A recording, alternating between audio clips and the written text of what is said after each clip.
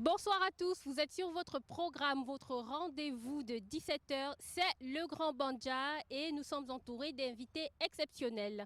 Je vais d'abord dire bonsoir à Cruz et ensuite nous passerons à deux invités. Bonsoir Cruz. Bonsoir Rufina. Comment s'amorce le week-end?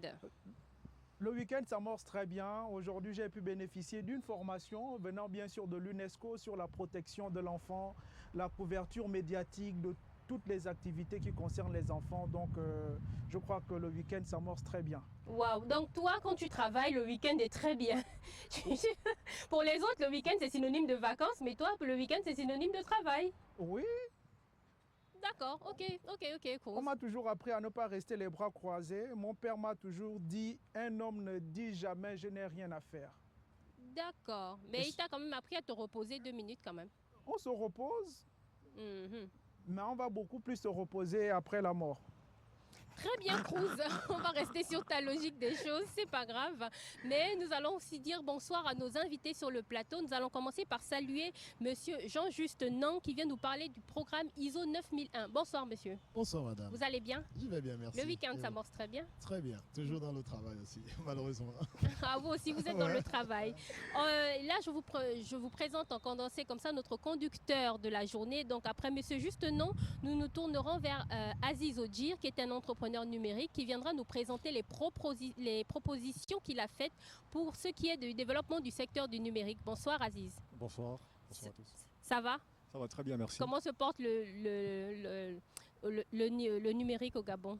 Ben, écoutez, le numérique fait son petit bout de chemin au niveau du Gabon et on essaie de contribuer à notre niveau sur ce qu'il y a à faire.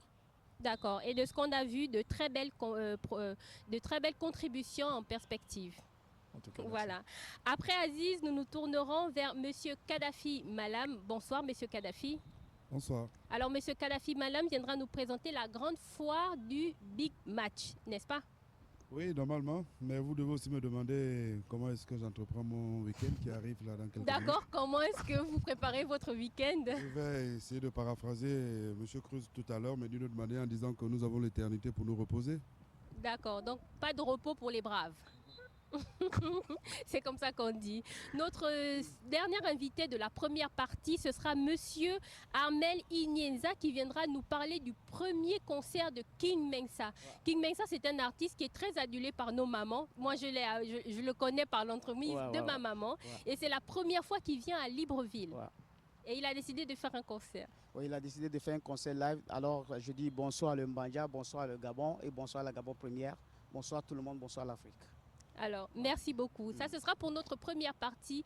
Et pour la seconde partie de l'émission, nous inviterons toute l'école EM Gabon qui viendra nous parler du concours de l'entrepreneuriat, mais aussi qui viendra nous présenter quelques inventions et les lauréats de ce concours, bien évidemment. Mais nous aurons une très belle surprise dans la seconde partie de cette émission parce que nous allons voir que les Gabonais réfléchissent, les Gabonais font des choses et ils font des choses très, très intéressantes qui peuvent faire avancer notre monde à notre niveau. Donc, nous allons entamer notre conducteur avec Monsieur Jean-Juste Nan. Monsieur, pardon? D'accord. Alors, comme je le disais, vous venez nous présenter le programme ISO 9001. Qu'est-ce que c'est le programme ISO 9001? Plutôt la norme ISO 9001. La norme? La norme ISO 9001. C'est une norme d'organisation. C'est une norme d'organisation. Je crois que nous voyageons tous. Votre micro. Vous appréciez. Vous allez dans un hôpital à Paris, vous avez dit tout marche bien, vous partez à Abidjan, vous avez l'expression chez nous, c'est au moins chez les autres, ça fonctionne bien. En fait, ça fonctionne bien parce que tout est basé sur la norme ISO 9001. Tout est basé sur la norme ISO 9001. C'est une norme d'organisation qui fait en sorte qu'on établisse. D'abord, on met le client au milieu. Que ce soit dans l'administration ou dans le privé, on met le client au milieu, on fait tout pour satisfaire ses clients. Donc tout se fait, j'ai vu toute votre organisation, chacun a son rôle, chacun a ses responsabilités, avec des indicateurs de performance à tous les niveaux. Il s'agit vraiment de mettre la norme ISO 9001 est liée au management de la qualité. D'accord. Le management de la qualité, c'est quoi? C'est responsabilité, organisation, performance, tout est lié dedans. D'accord, mais comment est-ce qu'on met en place justement cette norme au sein de son entreprise? Ah, c'est très long. C'est quand même des projets de 1 an, 2 ans. Il s'agit, moi je le fais depuis 32 ans, j'en suis un expert. Il s'agit de refaire un puzzle global. maintenant qu'on a des bonnes pratiques, de mettre les bonnes pratiques à tous les niveaux de l'entreprise. Depuis votre réception, moi je suis rentré chez vous, je commence déjà à auditer avec mon œil. Depuis la réception jusqu'à quand on arrive ici, chacun doit être dans une bonne pratique. Chacun s'occupe de son client interne ou externe. Donc à partir du moment où vous vous occupez de vos clients internes ou externes, vous savez définir les choses. Vous allez identifier toute personne qui a intérêt à ce que votre affaire marche bien.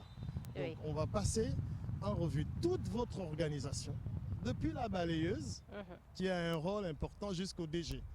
Et souvent, dans nos pays, ce qui flanche, c'est que souvent les DG se mettent de côté. Or, le DG au centre. Le DG au centre, c'est le DG qui gère, c'est comme écrire la musique. Hein. Oui. Vous n'avez pas vu un maître de musique avec un instrument. Il a écrit la musique, chacun joue son rôle. Et quand chacun arrive à jouer son rôle quand il faut, comme il faut, on a beaucoup de choses. Derrière ça, il y a la notion d'argent. Derrière ça, il y a la notion d'argent. C'est que quand vous voyez une coupure d'électricité, on se plaint de la coupure. Oui, mais derrière, combien perd la SOG? Parce qu'on n'a pas donné du courant aux gens. Et on arrive simplement à mesurer l'insatisfaction des clients, mais on ne regarde pas les problèmes d'un point de vue organisationnel. D'un point de vue organique. Quand il y a un accident, parce qu'on n'a pas entretenu la voiture, combien coûte cet accident? Donc, à partir du moment où on va élaborer les choses comme ça en se disant, tout doit bien marcher pour qu'on évite des choses, on met en place un système préventif. Moi, je vous ai vu ici, moi j'aurais commencé à faire ça à 12h. Par exemple, parce que je vais faire une émission à 17h. On allait tester les micros, on allait tout faire, tout ça comme ça. Quand le micro, personne ne sait. Je pense que quand vous voyez TF1 fonctionner, ils sont ISO 9001. Toute l'administration ivoirienne est certifiée ISO 9001. Par exemple, toute l'administration française, toute l'administration marocaine, toute l'administration... Parce que derrière l'administration, il y a toujours un client. On va l'appeler usager quelque part, on va appeler patient à l'hôpital, c'est un client. Quand vous partez à l'hôpital de Yem ou de Libreville, on vous dit non, il faut aller chercher les médicaments de premier soin. Dans une organisation qualité, on va le prendre comme d'abord un client à satisfaire, on va tout faire pour que ça marche bien. D'accord, donc si on comprend bien, toute entreprise qui est certifiée ISO 9001 certifie d'un service de qualité. Comment je peux dire? Excusez-moi. Effectivement, c'est un service cadre de qualité que vous allez voir à tous les niveaux. À tous les niveaux. C'est une certification de la performance à tous les niveaux. C'est que personne n'est dehors dans un système qualité. Tout le monde est impliqué dans la satisfaction du client. Tout le monde. Nous sommes vos clients, par exemple. Nous sommes vos clients à l'extérieur. Quand on regarde, on prend la télé, on regarde. Tous les défauts, nous, on les regarde, nous, on les subit. Mais quand je me plains chez vous, comment vous prenez en compte mes plaintes? Parce que je me plains, le lendemain, je revois la même chose. Je me dis, on ne traite pas nos plaintes là-bas. Par exemple, vous vous plaignez de l'hôpital et vous repartez le lendemain, vous trouvez exactement le même défaut. Tout système qualité est un système en amélioration continue. C'est qu'on s'améliore tous les jours, les jours. Rien n'est parfait, on s'améliore tous les jours. Nous, on fait la promotion de ça. Vous prenez un peu le président de la transition aujourd'hui en train d'acheter les entreprises partout. Ce qu'il doit faire derrière, c'est mettre une structure qui va s'assurer qu'on a mis un système qualité dans toutes ces entreprises et qu'il y a quelqu'un qui suit les performances derrière. Mais à chaque fois que ça ne marche pas, il faut quelqu'un pour corriger. Il faut qu'on corrige à chaque fois. C'est comme ça que vous allez voir tous les pays se développer. Tous les pays qui se développent là sont certifiés ISO.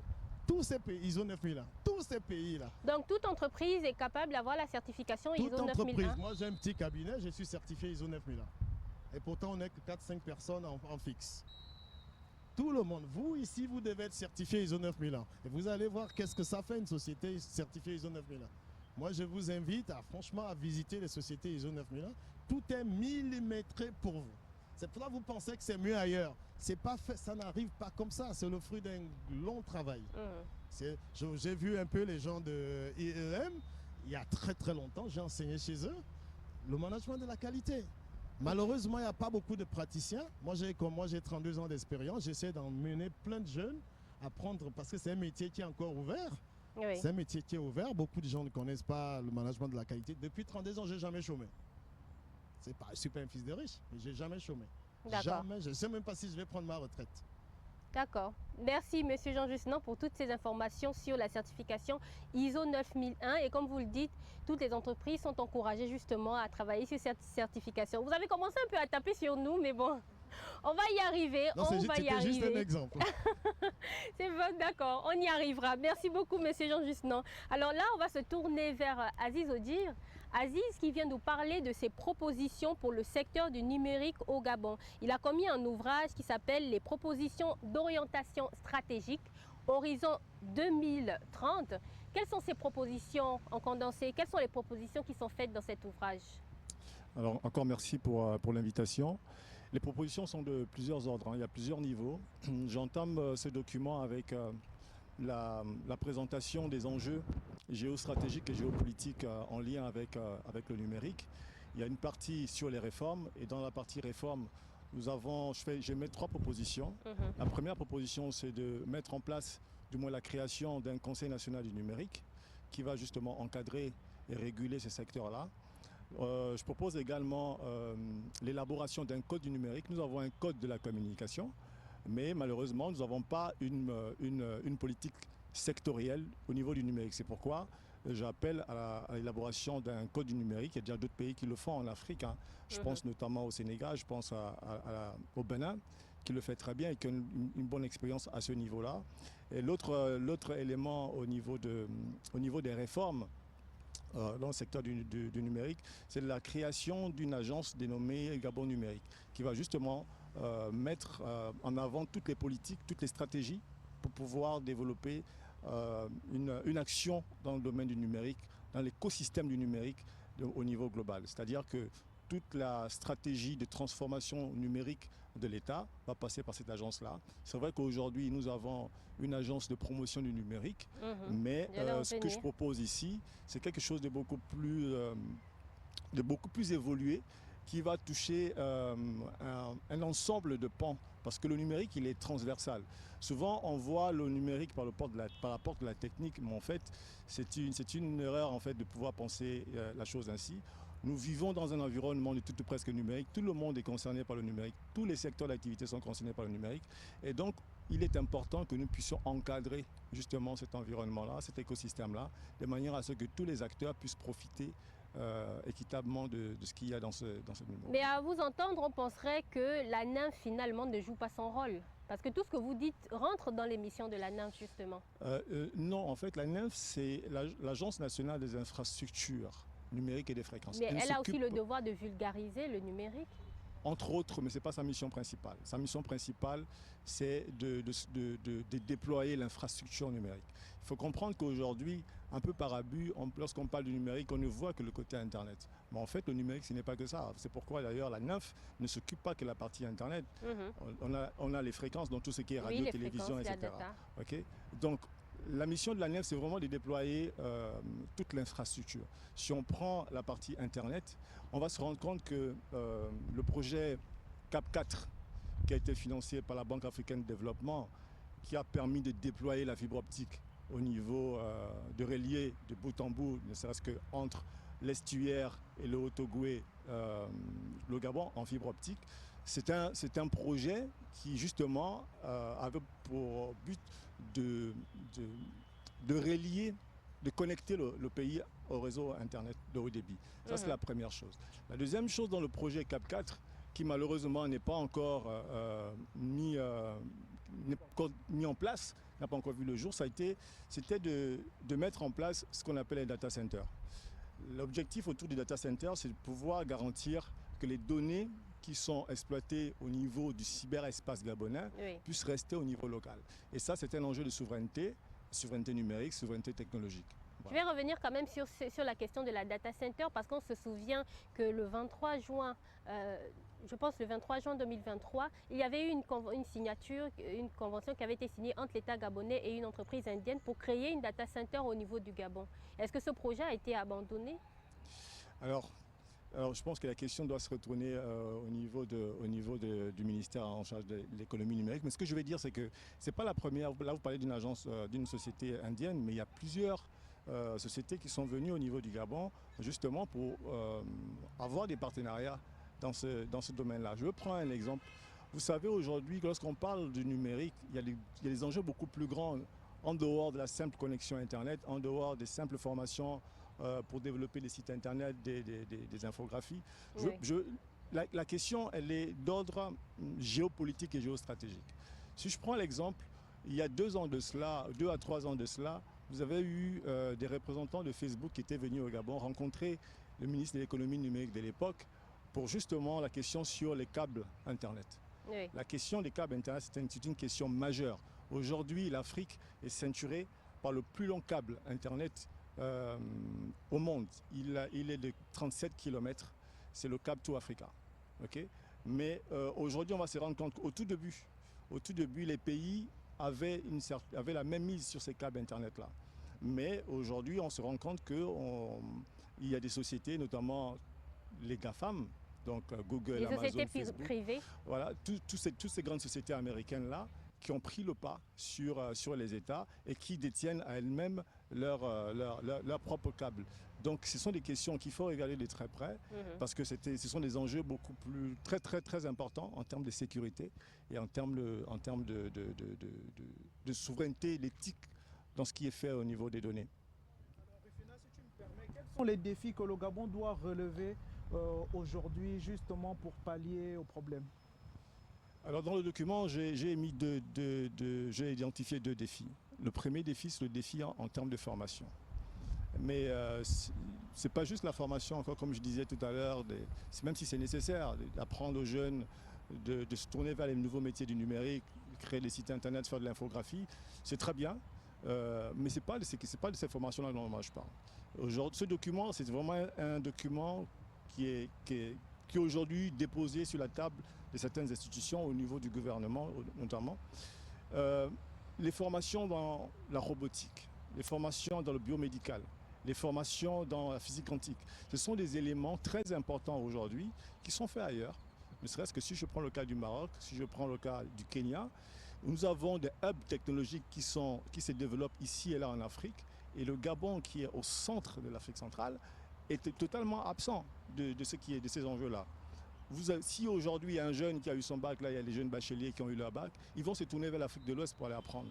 Mais le Gabon peut très bien développer un hub technologique dans le domaine de l'éducation et cibler des formations de pointe pour pouvoir attirer également des étudiants pour venir se faire former au Gabon. Donc c'est une question de choix, une question de décision. Donc ça c'est le premier élément en termes de défis, c'est la question de la formation. Ça c'est très important. Oui. L'autre aspect en termes de défis, vous savez, nous sommes dans un environnement où beaucoup de choses sont faites, on met un peu la charrue avant les bœufs. Okay? Et donc c'est pourquoi, dans ce qui est proposé dans ce document-là, je propose qu'on puisse réellement penser à pouvoir mettre en place une stratégie de transformation du numérique à tous les niveaux. Je pense notamment au niveau étatique d'abord, parce que les politiques publiques sont traitées à ce niveau-là, afin qu'ils soient déployés chez l'usager lambda. Voilà. D'accord. Merci Aziz Odji, vous êtes entrepreneur et consultant dans la transformation numérique. Vous venez nous présenter cet ouvrage qui a pour thème le secteur du numérique au Gabon, proposition d'orientation stratégique. Merci Aziz. Nous allons nous tourner vers un autre invité, c'est Monsieur Kadhafi Manlam qui vient nous parler de la foire du Big Match. Alors, qu'est-ce que c'est la foire du Big Match? Bonsoir une fois de plus. Bonsoir. La foire, sinon la grande foire, c'est un jeu de mots. Vous allez voir que le mot grand va revenir à chaque fois. C'est tout à fait normal parce que le Gabon est dans une grande ère. On vit des moments de grandeur en ce moment, donc on va essayer de tout faire en grand. Donc c'est la grande foire du grand Big Match, le grand Big Match de la transition. Pour parler de sa grande foire, il faut que je vous explique d'abord que le grand Big Match de la transition, c'est un championnat, c'est un tournoi de football qui relie tous les quartiers de Libreville. D'accord. Donc, on met comme ça en compétition les quartiers de Libreville pour déceler qui sera le meilleur quartier de Libreville. Ça va des jeunes joueurs, des jeunes footballeurs de 16 à 35 ans. Ce que nous avons remarqué au début de la compétition, c'est déjà l'engouement qu'il y a autour de ce tournoi-là. Et les jeunes... Ça vous fait combien d'équipes enregistrées? Nous avons 48 équipes qui jouent cette compétition. D'accord. qui représente le Grand Libreville, les différents quartiers de Libreville, d'Akanda et d'Ovendo. Oui. Il faut quand même que je note que nous avons certains quartiers qui ont quand même présenté 2 équipes. 2 équipes. Voilà, parce qu'il y a des quartiers qui sont très grands et avec souvent des secteurs. Donc, et puis ça nous a quand même donné des bons derbies. Ça nous donne des bons derbies puisque le tournoi il est encore en cours. Nous avons remarqué dans les tribunes des personnes de tous les âges. Nous nous sommes dit qu'il fallait que le Gabon entier joue cette compétition. Mais comme tout le Gabon ne peut pas être sur le terrain, on a d'abord procédé à la grande tombola pour permettre à quelqu'un qui... Parce qu'il faut savoir que le grand big match, c'est vrai que nous le procédons sur les 2 derniers matchs de la journée. Ça passe en live sur nos différents canaux de communication et sur la page Le Grand Big Match de la Transition sur Facebook. Nous avons voulu partager ce moment, sinon ces moments de joie avec même ceux qui sont à l'intérieur du pays. Nous avons lancé une tombola où nous avons mis en vente les maillots des différents quartiers de Libreville. Pour nous qui avons voyagé ici et là, nous, ou même encore, même étant au Gabon, nous portons souvent des maillots ici de basket écrit Boston, écrit Chicago, qui sont des villes des autres pays. Oui. Pourquoi on ne peut pas aujourd'hui à Tunis, avoir des maillots à Paris, Kingele, porter des maillots déjà Rio. Commençons par Lambaréné, au Port-Gentil, et nous qui sommes à Libreville, de se retrouver à Timichos et porter un maillot de Kingele. Nous nous sommes dit que bon, puisque chaque équipe, parce que nous avons exigé pour ces équipes d'avoir un logo. Aucune équipe du Grand Bima ne joue sans logo. Donc il y a 48 logos qui représentent les différents quartiers de Libreville. Vous achetez un maillot, moi j'habite le Carrefour Léomba. Au Carrefour Léomba, il y a une équipe qui s'appelle Obangam du Carrefour Léomba. Donc j'achète un maillot à l'effigie avec le logo du Carrefour Léomba. Je mets mon nom derrière le maillot et mon dossard. Le maillot, il coûte 10 000 francs. Jusque-là, ça va. Mais maintenant, l'achat d'un maillot vous donne droit à un ticket tombola. Ce ticket tombola vous fait gagner quoi? Peut vous faire gagner un terrain de 1000 m², un terrain de 1000 m² d'une valeur de 5 millions dans la zone des Sasa. Oui. Ça peut vous faire gagner 1 million de francs CFA en espèces. Ça peut vous faire gagner le dernier iPhone le 15. Il y a 2 écrans plasma qui sont mis en jeu, que vous pouvez gagner, 2 gazinières et 2 réfrigérateurs. Le tirage au sort aura lieu le jour de la finale. Tous les détenteurs de ce ticket-là seront présents et il y aura un tirage au sort devant tout le monde. Et tout ça rentre dans la grande foire? Non, là, j'arrive à la grande foire. Mais arrivé, voilà. Là, on est là pour la grande foire. Maintenant, nous nous sommes dit qu'il fallait encore qu'on pense à d'autres personnes qui ne peuvent pas jouer à la tombola. Parce que l'esprit, c'est d'abord le football, ensuite la tombola. Il y a des plus petits, il y a des enfants qui s'ennuient à la maison. Parfois, papa veut venir au stade, il arrive avec l'enfant, l'enfant veut jouer dans les tribunes. Il faut qu'on trouve quelque chose. On regarde le stade de Nzayon, il nous offre un petit espace derrière qu'on peut occuper. Et je tiens à remercier au passage l'ONDSC et son directeur qui nous a offert grandement les portes du stade de Nzayon depuis le début de ce tournoi et qui nous a encore permis d'occuper cet espace là où nous avons mis les ballons gonflables, les toboggans et tout. C'est une kermesse, c'est un endroit, l'entrée est libre pour tout le monde. Gratuite. Je précise que c'est l'entrée au stade dans le site, sur le site qui est gratuit. Après, vous avez des commerçants qui arrivent, qui ont notre autorisation du comité d'organisation pour pouvoir vendre des pop-corn, des baba papa et tout ce qu'il y a. Mais donc, les aires de jeu seront gratuites. Comment? Les aires de jeu seront gratuites. Vous voyez, le toboggan, par exemple, c'est un opérateur économique.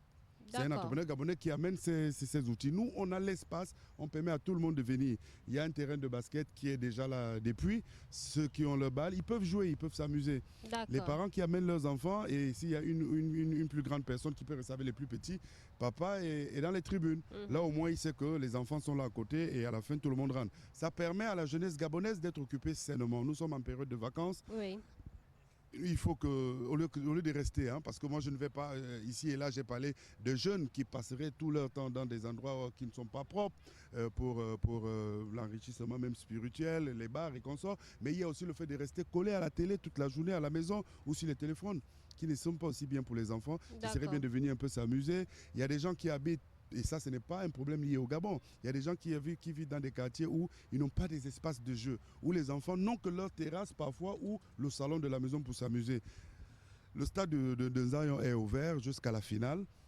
Ça va parce que je ne vais pas vous dire comme ça que la finale va se tenir ce jour-ci. Il était allé pour finir le 11 août, mais nous irons au-delà parce que avec tout ce que nous avons fait jusqu'à là.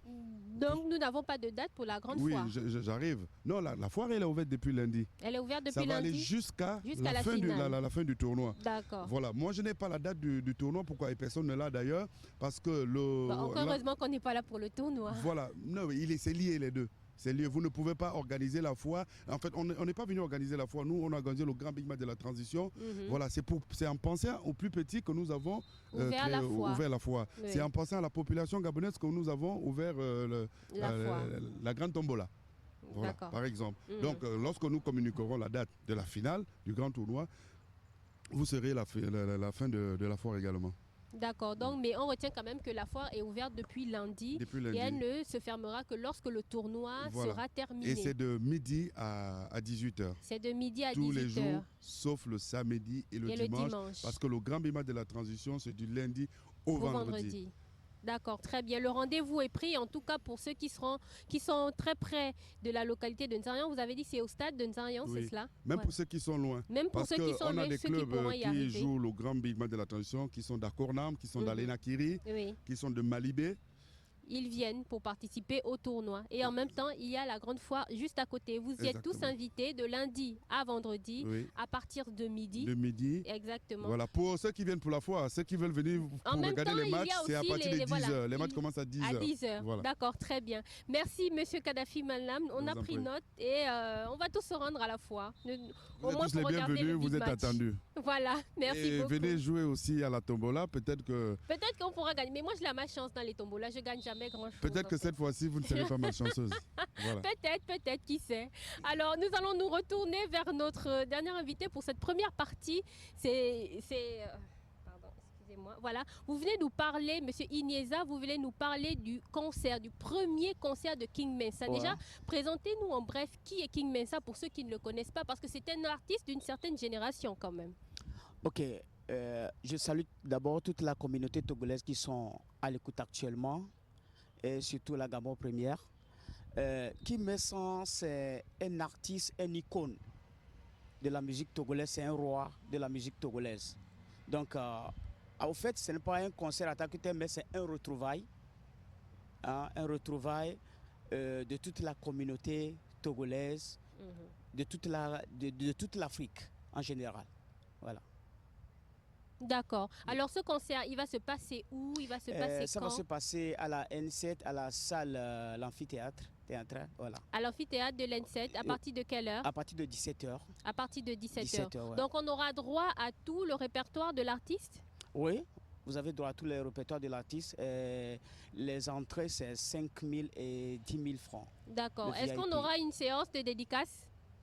Pourquoi pas? C'est un concert, c'est un retrouvaille. Voilà. Et quand il s'agit du retrouvaille, tout est permis. Exactement. Voilà. On aurait aimé avoir King Mensa, l'avoir parmi nous, parce que comme vous le dites, c'est un grand artiste. C'est un grand artiste. Faisons un peu allusion à Vico Secondo, paix à son âme. Oui. Voilà, c'est un artiste de la tradition, une icône de la musique togolaise que nous avons tout fait pour le faire déplacer et pour ce concert qui va se passer demain à partir de 17h.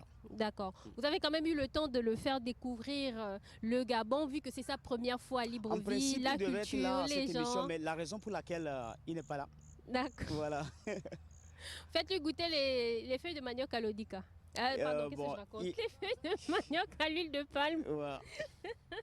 Voilà, moi, les feuilles de manioc à l'Odica. Quel mélange! Waouh! Bon, il y a aussi le plat d'Odica, il peut tout goûter en tout cas. Oui, il a déjà essayé, mais il a apprécié. Il a apprécié? Il a apprécié beaucoup. Très bien. Alors en tout cas, on le souhaite bienvenue à l'artiste et à tous ces mélomanes aussi qui iront à ce concert. Rappelez la date, rappelez le lieu et rappelez l'heure. Le concert, c'est à la grande salle de l'amphithéâtre, à la N7, à partir de 17h. D'accord. Et le 27 à Port-Gentil, au canal Olympia. D'accord. Voilà, à la même heure, 17h. À la même heure. Très bien. Le rendez-vous, en tout cas, est pris avec l'artiste King Mensa. Et pour ceux qui ne le connaissent pas, nous allons vous laisser découvrir une de ses œuvres artistiques.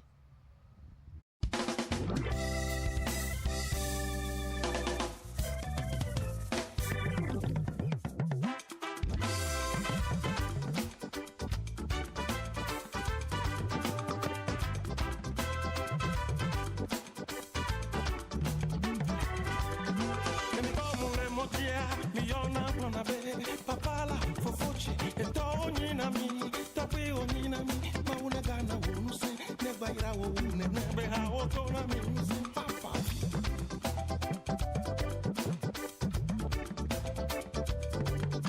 mi como le motia miona bonabe papala fofochi etonina mi tape onina mi mauna gana wonuse ne baira wo ne be ha otona mi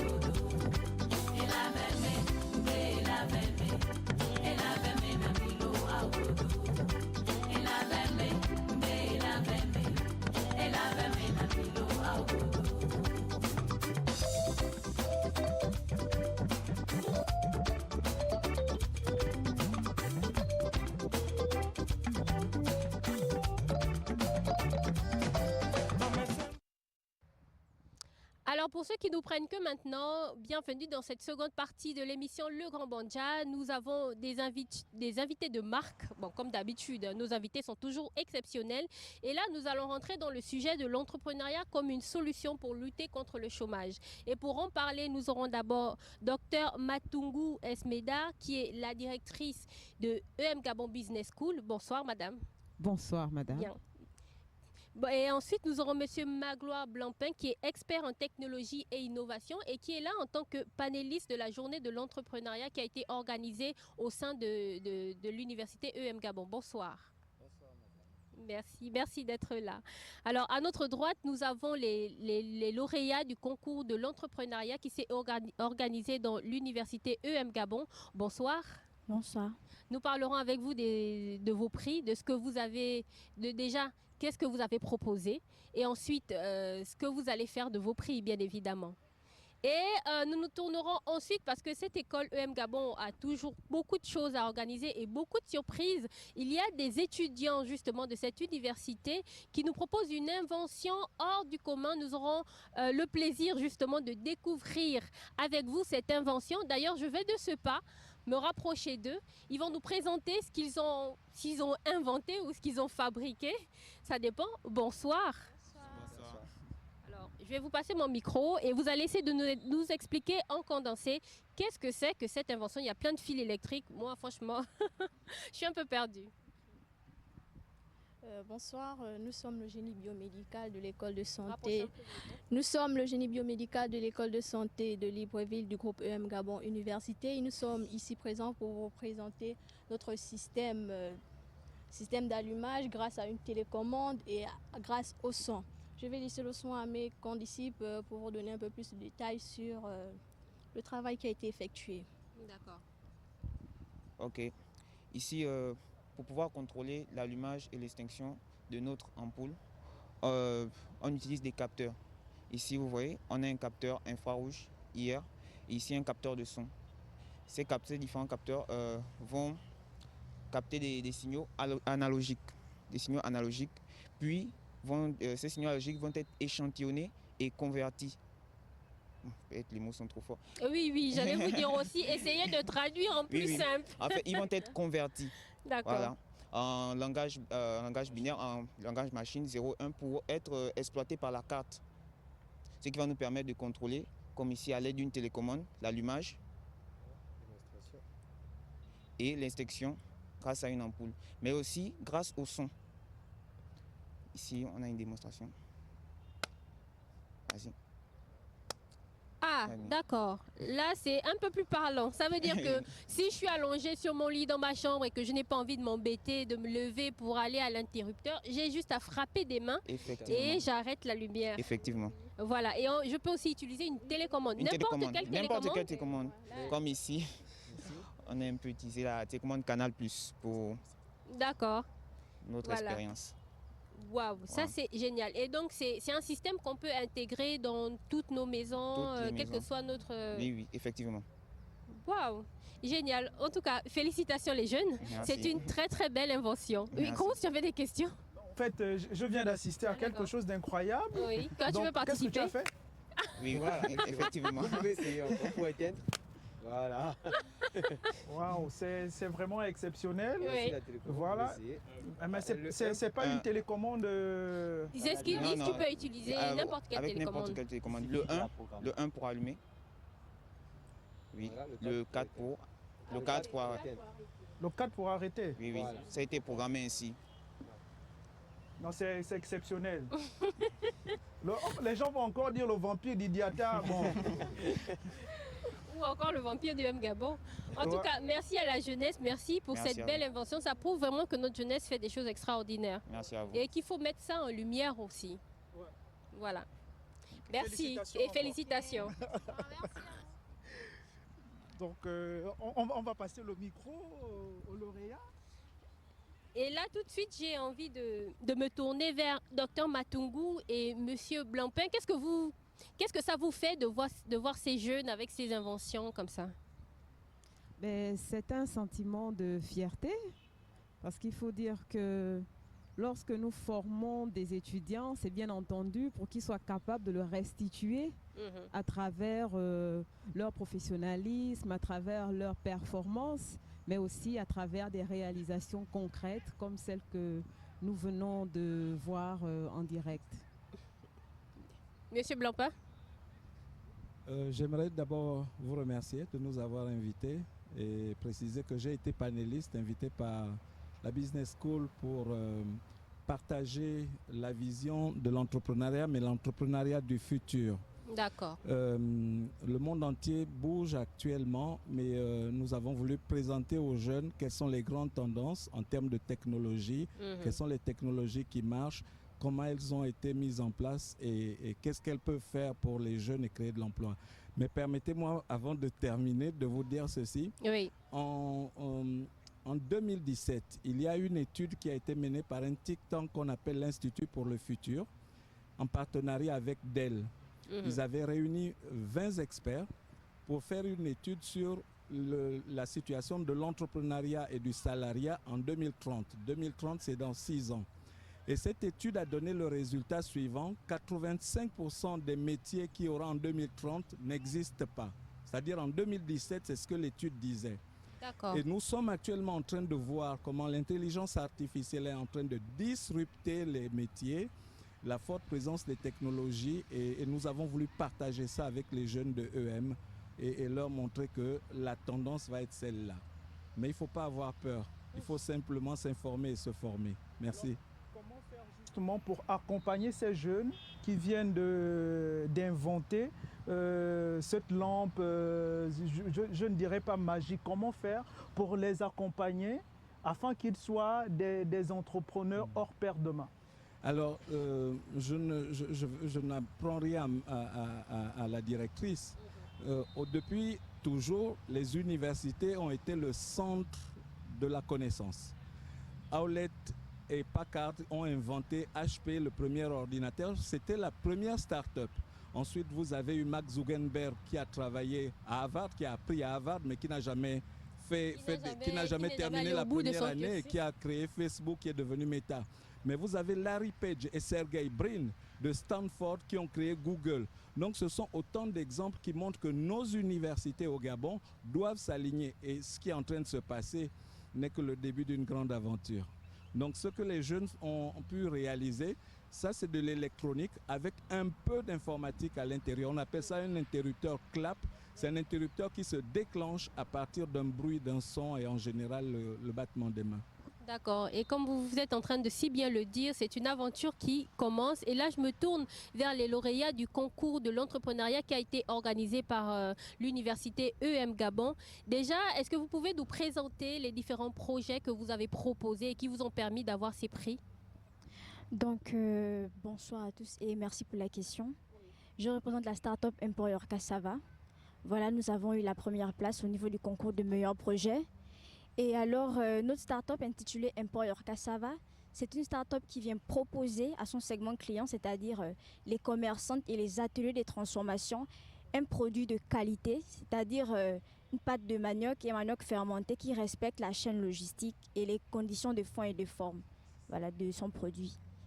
Et on le sait tous, le Gabon, donc la population gabonaise est une grande consommatrice des produits dérivés du manioc fermenté. Exactement. Et il a été constaté bien évidemment que la production locale et nationale ne répondent pas à ce besoin, à cette consommation. C'est la raison pour laquelle bon nombre de commerçantes ou encore d'importateurs se tournent vers l'extérieur. C'est la raison pour laquelle nous allons nous aligner dans cet élan. Nous allons, et bien évidemment, nous avons défini des OKR. Nous allons d'abord importer. Voilà, nous allons d'abord importer parce qu'il est difficile de pouvoir directement acheter des hectares, planter, parce que vous savez comme moi que voilà, il y a la faune et la flore qui ne sont pas forcément en accord avec les objectifs de l'homme. Et donc nous allons d'abord importer, puis nous allons faire 50-50, nous allons importer à 50% et ensuite nous allons investir sur la production locale.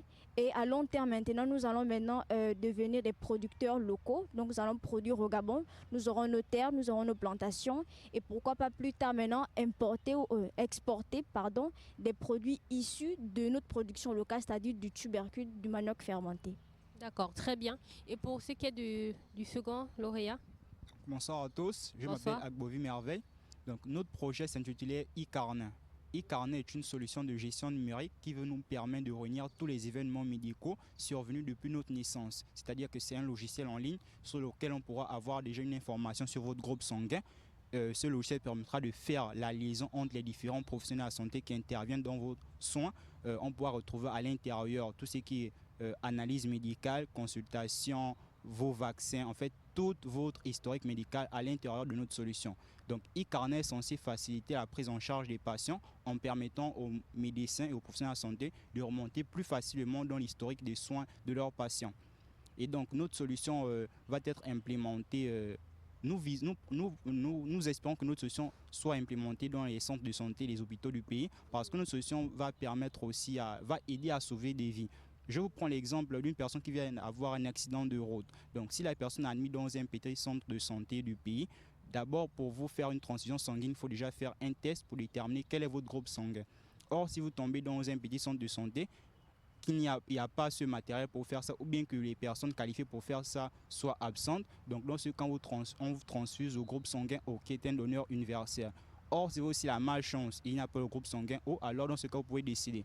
Or, avec notre solution, il suffira juste que le personnel de la santé se logue à votre compte. Il pourra directement avoir l'information sur votre groupe sanguin. On pourra directement vous transférer le bon sang et sauver votre vie. Il y a encore plusieurs autres cas comme ça où notre solution pourra éventuellement aider.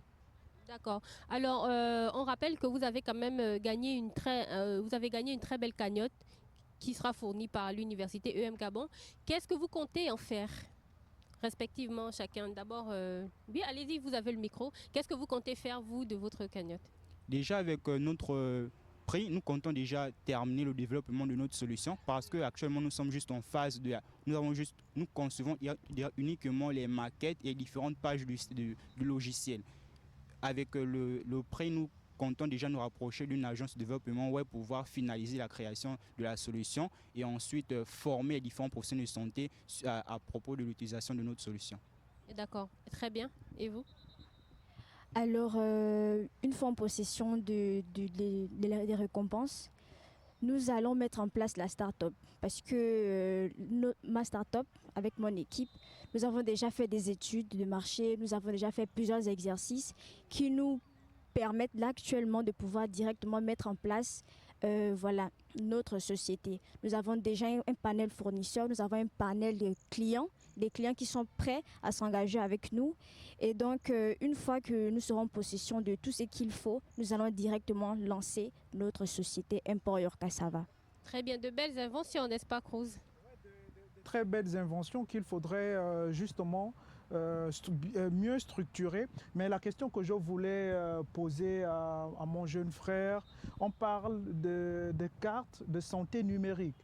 Sachant que tout ce qui rentre dans le cadre de la santé a souvent un caractère personnel est protégée. Comment faire pour avoir ces données qui sont le plus souvent privées? Parce que si vous devez avoir mon carnet de santé, ça rentre dans un cadre purement privé. Comment allez-vous faire pour pouvoir recueillir toutes ces informations qui sont de nature privée? La protection des données, entre autres. Déjà, comme le monsieur l'a souligné, ici au Gabon, la collecte et la détention des informations médicales des populations est régie par des lois. Donc voilà pourquoi nous espérons que notre partenaire soit le ministère de la Santé. Donc une fois notre solution développée et mise sur pied, nous comptons nous rapprocher du ministère de la Santé pour qu'il soit partenaire avec nous. Parce que celui qui a assez d'autorité pour pouvoir faciliter l'implémentation de cette solution dans les différents centres de santé du pays. D'accord, merci pour ces questions. Alors, docteur Matungu, et ce concours a été organisé ici, c'est comme on peut le comprendre, c'est pour proposer, pour montrer le visage de l'entrepreneuriat comme une solution au chômage des jeunes diplômés. Est-ce qu'aujourd'hui, on peut dire que notre entrepreneuriat peut réellement impacter positivement le chômage au Gabon? Si, exactement. Le concours du meilleur projet s'est tenu dans le cadre de la journée de l'entrepreneuriat. Nous savons aujourd'hui la place qui est accordée à l'entrepreneuriat dans notre pays, et notre pays ne fait que s'inscrire dans ce qui se fait à l'international. Le confrère M. Blancpain tout à l'heure a rappelé que l'entrepreneuriat est né dans les universités. Les grands créateurs que nous connaissons aujourd'hui ont commencé dans leur chambre de campus, et ces solutions-là se sont externalisées pour se retrouver sur la sphère commerciale. Donc l'entrepreneuriat est à encourager. L'entrepreneuriat au Gabon a encore des beaux jours devant lui, parce que beaucoup reste à faire. Nous connaissons que notre tissu économique est étroit. Il est encore, je ne vais pas dire qu'il est vierge, mais je vais dire qu'il reste beaucoup à faire. Donc nous avons tout intérêt à encourager l'entrepreneuriat. C'est la raison pour laquelle au sein de la Business School que je dirige, qui est une composante du groupe EM Gabon Université et qui est la première d'ailleurs, nous avons donc jugé nécessaire de faire sortir les étudiants du simple enjeu de la note de classe. Parce qu'il faut dire qu'à l'EM Gabon Business School, nous avons très rapidement intégré dans nos cursus, dans nos programmes, des enseignements d'entrepreneuriat pour amener justement les étudiants à comprendre l'enjeu, à comprendre l'importance de créer, l'importance d'oser, de penser à l'entrepreneuriat. Nous avons jugé également nécessaire de les mettre en contact avec toutes les institutions qui interviennent dans le mécanisme, dans le processus de création d'entreprise. Donc au cours de cet événement, nous avons eu la participation des institutions telles que l'ANPI, le PNPE, qui ont donc édifié les étudiants et l'assistance sur les mécanismes de création d'entreprise. Nous avons également donné à l'assistance l'opportunité de prendre connaissance des modèles dans la création d'entreprises. Et au sein de l'EM Gabon, nous avons justement des modèles, nous avons des étudiants qui ont pu créer leur entreprise. Donc c'était l'occasion pour ces derniers de montrer ce qu'ils ont pu faire. On a eu des stands animés entre autres par les étudiants d'EM Gabon. Voilà, donc l'entrepreneuriat a des beaux jours devant lui, et au sein de l'EM Gabon Université, nous croyons que nous devons davantage promouvoir l'entrepreneuriat. C'est la raison pour laquelle, dès la rentrée 2024-2025, nous allons mettre en place notre incubateur, justement, pour continuer cet accompagnement-là en faveur de nos étudiants. Si tu me permets, Fina, quelles sont les relations que vous tissez justement avec les responsables des administrations? Le jeune a une découverte qui rentre à la fois dans le numérique et dans la santé. Est-ce qu'il n'y a pas de partenariat justement avec les institutions telles que le ministère de la Santé et l'économie numérique pour aussi accompagner ces jeunes? Bien évidemment, il faut dire que l'EM Gabon Université est partenaire de l'État, partenaire du ministère de l'Enseignement supérieur et partenaire du ministère de la Santé. Donc, nous comptons renforcer ce partenariat justement pour accompagner, faciliter en tout cas la mise en œuvre de ces projets portés par nos étudiants. Et la dynamique d'entrepreneuriat, bien entendu, elle ne s'arrête pas aujourd'hui. Nous continuerons dans cet élan. Le plus important pour nous, c'est de permettre à nos étudiants de créer des entreprises et permettre à nos étudiants de contribuer au développement économique de notre nation. D'accord. Monsieur Blancpain, vous qui êtes expert en technologie et en innovation, comment vous analysez aujourd'hui justement j'ai envie de dire quand même ce vivrier, mais est-ce qu'il est assez important pour demain impacter justement le monde de l'entrepreneuriat, ne serait-ce que dans le numérique? Alors, il faut savoir que d'un point de vue personnel, l'entrepreneuriat ne peut impacter que s'il est de qualité. Hein, si l'entrepreneuriat est de qualité, ça va créer des emplois qui vont embaucher ceux qui ne veulent pas entreprendre, parce que tout le monde ne veut pas être entrepreneur, et ça nous le savons. Il y en a qui n'ont pas l'âme d'entreprendre, il y en a qui veulent juste travailler, qui veulent venir le matin. Vous savez, quand vous dites, par exemple, je travaille à, je ne sais pas moi, à BGFI, c'est beau à entendre. Je travaille à Google, je travaille à... Voilà, c'est beau à entendre. Il y en a qui ne veulent pas entreprendre. Par contre, si nous créons des entreprises, aujourd'hui, toutes les entreprises qui marchent dans le monde sont rattachées à la technologie. Et il y a 4 grandes technologies qui drivent, qui lead l'entrepreneuriat. C'est la robotique, c'est les objets connectés qu'on appelle l'IoT, c'est l'intelligence artificielle et je pense la 4e, j'ai dit la robotique, l'intelligence artificielle, l'IoT, il y a une qui m'échappe. Donc ces technologies-là, soit individuellement, soit combinées, permettent de créer des entreprises qui gagnent de l'argent. Je vais vous prendre un exemple. Aujourd'hui, vous n'avez plus besoin d'ouvrir un restaurant pour vendre. Vous pouvez cuisiner chez vous et vendre vos plats en ligne à travers des plateformes. Ça veut dire que le coût de la location, vous ne l'avez plus. Ce qui est important, c'est de faire de la nourriture de qualité. Vous pouvez avoir un salon de coiffure aujourd'hui et créer une plateforme pour des gens qui ne veulent pas attendre. Ces personnes réservent, elles viennent se faire coiffer. Des idées comme ça, nous en avons. Il y en a tout plein. Ce qu'il faut, c'est comprendre que si on veut aller vite, et c'est ça la particularité des technologies, c'est qu'on peut aller vite et à moindre coût, contrairement au modèle traditionnel qui demande beaucoup d'argent. Nous avons entre les mains les téléphones. Nous pouvons créer des entreprises qui obéissent au doigt et à l'œil. Mais il faut aller très vite parce que nous n'avons pas le temps d'attendre. Il faut qu'on aille très vite avec des modèles intéressants et innovants. Vous savez, si vous avez une idée, votre idée ne vaut rien. Une idée ne vaut rien. Votre idée, et même si vous avez un business model, votre business model n'est business model que quand il commence à vous rapporter de l'argent. Tant que vous ne gagnez pas d'argent avec votre business model, ça ne vaut rien. Donc, prenez, si vous faites des entreprises de la forme de WhatsApp, Facebook, Google, comment vous allez faire un business plan d'une telle entreprise? C'est impossible. Vous pouvez faire un business plan d'une boulangerie, d'un garage, de tout ce que vous voulez, mais pas de ces entreprises. C'est pourquoi des spécialistes en technologie doivent accompagner les entrepreneurs qui veulent travailler dans le domaine de l'entrepreneuriat numérique, parce que même l'entrepreneuriat traditionnel aura besoin d'un pan numérique pour pouvoir évoluer. Exactement. Le numérique est transversal aujourd'hui, il touche tous les pans. Donc, je voulais quand même terminer avec vous, Dr Madungu, pour savoir quelles sont les perspectives aujourd'hui de Business School. Qu'est-ce qu'on peut attendre pour l'avenir ou encore pour cette prochaine rentrée académique? Alors déjà, dans le domaine de l'entrepreneuriat, nous avons organisé cette année la journée de l'entrepreneuriat. Il faut dire que c'était la première édition. Donc, nous ne comptons pas nous arrêter là. Nous comptons renouveler l'expérience. Et pourquoi pas arriver à un niveau où on ouvrira le concours à d'autres étudiants, d'autres établissements. Donc tout ceci pour dire que nous comptons continuer à encourager nos étudiants dans l'entrepreneuriat.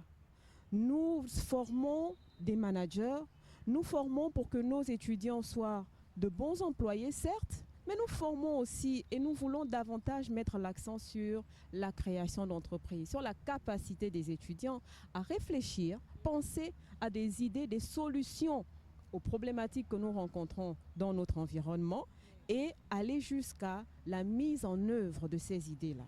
Donc voilà, nous comptons renforcer cette formation, renouveler l'expérience du concours du meilleur projet pour encourager nos étudiants à créer des entreprises. Merci beaucoup, Dr Madungu. Monsieur Blancpain, merci d'avoir été sur ce plateau. Merci aussi à vous, les lauréats, et nous vous souhaitons bonne chance pour ces entreprises que vous allez mettre en place.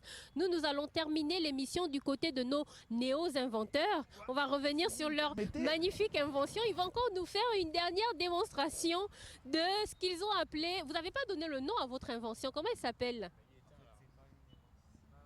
Bon, ça, nous avons... le micro. Nous avons nommé notre travail un système d'allumage grâce à une ampoule. C'est donc juste système d'allumage grâce à une ampoule. Est-ce qu'on peut revoir comment ça s'allume avec les mains? Moi, j'ai trop adoré. Je disais qu'ils allaient dire Idiata Technologie. Bon, on repassera pour Idiata Technologie. On peut refaire la démonstration pour allumer l'ampoule? Il va falloir rallumer parce qu'on avait déjà... Ah, vous avez tout débranché déjà? Oui, oui. Waouh. C'est dommage. Bon. Mais c'est vraiment quelque chose d'exceptionnel. Mais sinon, bon, quand est-ce qu'on pourra par exemple avoir ce procédé chez nous? Est-ce qu'on peut déjà l'avoir dans nos maisons, ce procédé? Bien sûr, bien sûr. C'est un système, c'est une technologie qui existe déjà. Voilà. Mais elle n'est pas très exploitée au niveau du Gabon. Voilà. Et nous, grâce à la formation qu'on reçoit à l'UM Gabon Université, on peut proposer ce type de service. Ouais. Combien ça peut me coûter par exemple de telles installations dans ma chambre? Là, ça dépend vraiment. On ne peut pas fixer, encore imprimer. D'accord. Voilà. Il y a beaucoup de technologies à l'intérieur, ça demande beaucoup de composants. Donc, on n'a pas encore vraiment fixé le prix net. En tout cas, on va les laisser réfléchir à tout ça, comment adapter ça aux ménages et aux foyers gabonais. Et nous allons vous laisser réfléchir à ce que vous allez faire de votre week-end. Il est 18h, votre rendez-vous est terminé. Nous vous souhaitons de passer un très bon week-end et nous vous disons à la semaine prochaine pour un nouveau rendez-vous avec des invités encore plus exceptionnels. Au revoir.